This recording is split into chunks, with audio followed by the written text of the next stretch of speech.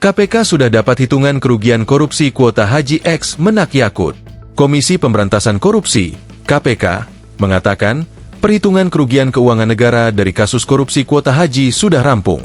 Deputi Penindakan dan Eksekusi KPK, Asep Guntur Rahayu, mengatakan pihaknya sudah menerima laporan dari Badan Pemeriksa Keuangan, BPK.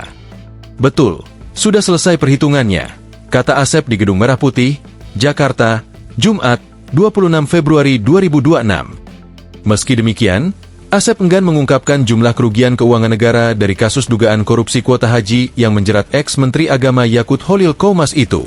Dia mengatakan, masih menunggu proses pra-peradilan yang diajukan Gus Yakut di Pengadilan Negeri, PN, Jakarta Selatan. Ada klausul memang sekarang di undang-undang baru kita memang menunggu itu dulu praper, ujarnya. Asep mengatakan, hasil perhitungan kerugian keuangan negara tersebut akan menjadi salah satu pembuktian pasal yang disangkakan kepada tersangka. Tentu hasil dari perhitungan kerugian negara ini menjadi salah satu juga pembuktian bahwa perkara ini ya kita melaksanakan, menangani perkara ini dengan sebagaimana mestinya. Kerugiannya ada dan juga unsur-unsur pasal yang lainnya yang sudah kami penuhi gitu kami penuhi, ucap dia. Sebelumnya, KPK menetapkan ex-Menteri Agama Yakut Holil Qomas mantan staf susnya Isfah Abidal Aziz alias Gus Alex sebagai tersangka terkait kasus dugaan korupsi kuota haji 2024 pada Jumat, 9 Januari 2026. Benar, sudah ada penetapan tersangka dalam penyidikan perkara kuota haji, kata juru bicara KPK Budi Prasetyo dalam keterangannya, Jumat.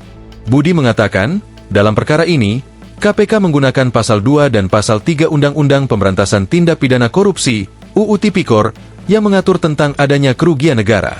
BPK saat ini masih terus melakukan kalkulasi untuk menghitung besarnya nilai kerugian keuangan negara yang ditimbulkan dari perkara ini, ujarnya Budi 9 Januari lalu.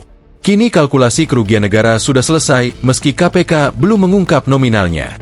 Download Tribun X sekarang, menghadirkan lokal menjadi Indonesia.